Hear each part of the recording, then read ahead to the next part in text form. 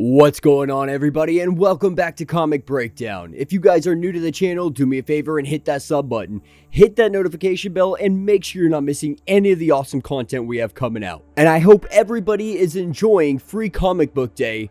We're going to be covering something a little bit later, but for this video, we're going to be covering Crime Syndicate issue number 6, which is going to bring the Crime Syndicate to a close. Now, if you haven't been keeping up with this line, go ahead and check out the link in my description as well as the top of this video. It will get you completely caught up on everything that's been going on with the Crime Syndicate so far in the Infinite Frontier. Now, in our last issue, we left off with the arrival of Ultragirl, Kara Zor-El making her arrival and taking on her Kryptonian cousin. Now, this is written by Andy Schmidt. The penciler is Karen McCowan. The inker is Dexter Vines. The colorist is Steve Oliff. And with that being said, let's dive into this breakdown. Alright gang, so as we dive into the final issue of the Crime Syndicate, we are picking up with Atomica and Owlman making their way back down to Earth. After everything went sideways on the Lex Luthor satellite, with the brawl breaking out between Ultragirl and Ultraman, everybody is trying to make an evacuation, trying to get away from this fight that is going to transpire, it's going to break out, and it's going to end up on Earth. And so as it stands, they are just trying to stand clear from this clash of titans. And as these two make their escape, as Atomica is riding on the coffin of Johnny Quick, the Kryptonian family feud, the fight of the century, has made its way down to Earth. And everything and anything in their path is going to be used as a weapon. We're going to see mass destruction and mass pandemonium. And dropping down to Metropolis, we see this fight transpiring. Now, as this fight goes on, the entire time, Ultraman, he's really trying to connect with his cousin, believing himself to be alone for all of these years, for such a long time, not knowing that there is somebody else out there. He is wondering where she has been, why she has been gone this entire time, and why she hasn't come back sooner. But she has no want, need, or desire to explain herself. She just wants to make him feel some pain, and with him coming down off of his kryptonite high, his body is weakening. He is not at 100%, which gives her the upper hand. Now this is where it picks us up somewhere in the Atlantic Ocean, and we see our Emerald Knight having Superwoman and Sinestro currently chained up, trying to figure out what his next course of action is, seeing which side of this fight he is going to join in on. Sinestro truly believing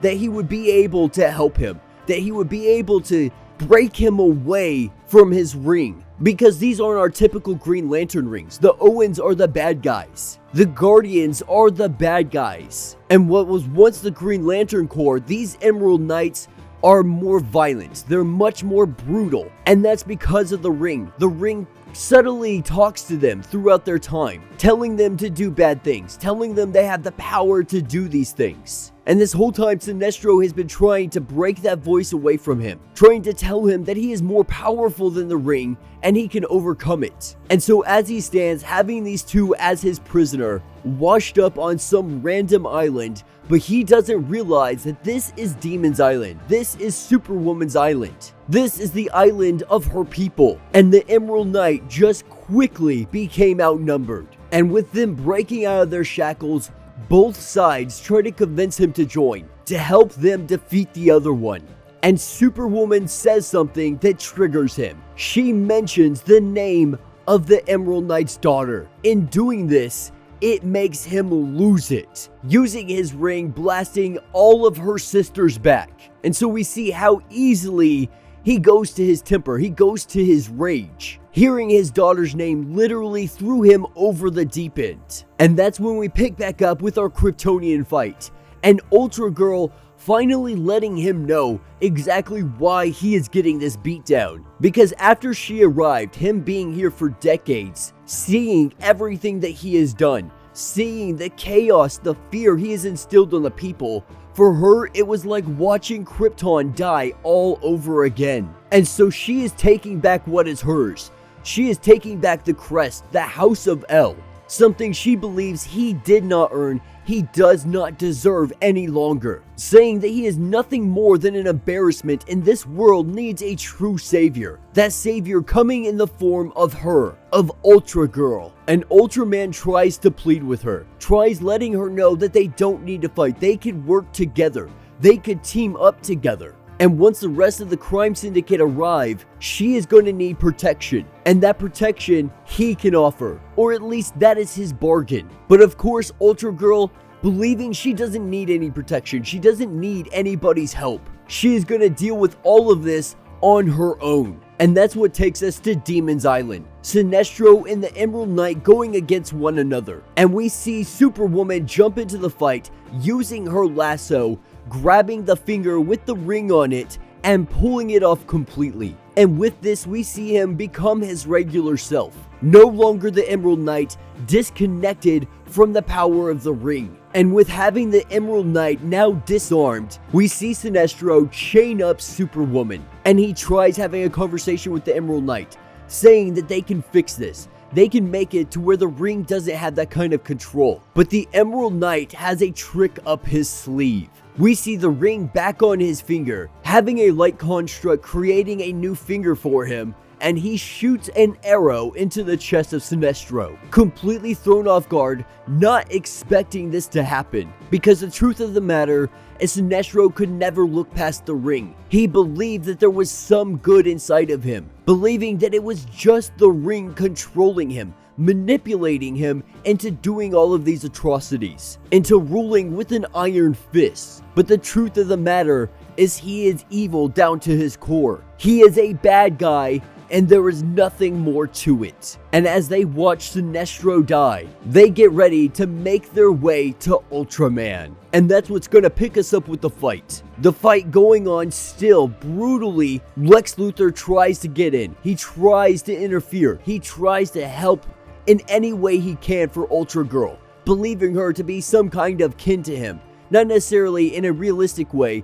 She just feels like family to him. And with these two titans really starting to wear out, Ultraman tries and pleads with her again and lets her know that all I'm trying to do is save you. And while she understands that, she would much rather die than ever join him, because he is a monster by every definition.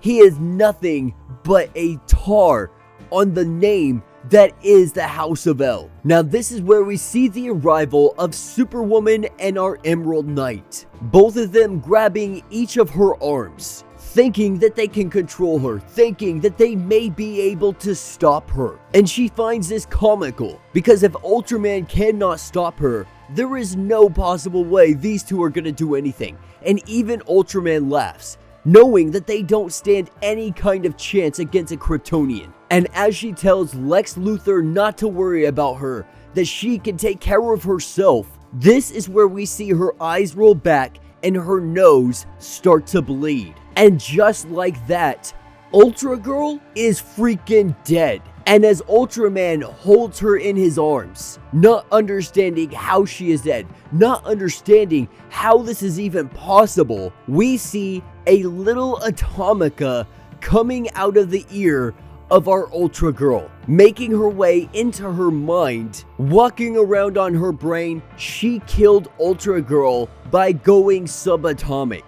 And Ultraman, seeing now that his cousin is dead, he now blames Lex Luthor. And in an instant, both of them disappear. And so that is it. That is the last glimmer of hope that this planet may have had. Now having nobody to be able to save them, nobody able to take on the Kryptonian, no one able to take on Ultraman, this solidifies it. This sets this in stone. Ultraman and the Crime Syndicate, they are now in charge. There is nobody that is going to question them. And now they are going to rule even with a bigger iron fist. And any metahuman that was working for Alexander Luthor, they're now going to be working for the Crime Syndicate. Because all metas are now going to work for them. They are going to work for them, or else they are going to crush them. And they let the world know that they will be watching. Now, of course, back in HQ, within the Crime Syndicate, there is so much distrust. From Atomica killing the Kryptonian to the Emerald Knight murdering Johnny Quick,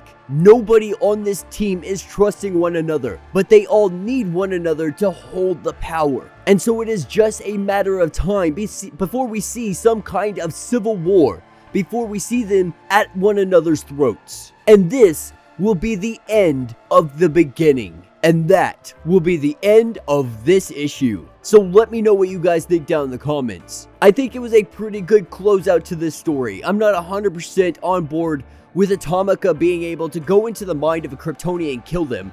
I don't know if that's necessarily even something possible or has been done in comics before. If Superman could be taken out so easily, I think someone would have already done that by now. I don't know, maybe there's some stories I'm missing that I haven't seen something like that. So if I am, go ahead, let me know down in the comments. Tell me, outside of this story, have you ever seen something like this? You know, this goes back to the idea they've been throwing around for a long time when Avengers Endgame came out and they had the Thanos going in his butt very small as Ant-Man. And so it really makes me question, could this happen? Could something small enough go into the brain of Superman and actually kill him? Actually take him out? And honestly, with such ease. But outside of that, I think it was phenomenal. I think it was a great story leading into the Suicide Squad, leading into Amanda Waller wanting to be able to take out the Crime Syndicate. Now, we do know that she has them on ice in the Future State event. So we're going to have to wait and see how they end up capturing them. I'm really looking forward to the Suicide Squad versus the Crime Syndicate. But yeah, let me know what you guys think down in the comments. If you have not yet, do me a favor, hit that sub button, hit that notification bell, make sure you're not missing any of the awesome content we have coming out, and until the next breakdown.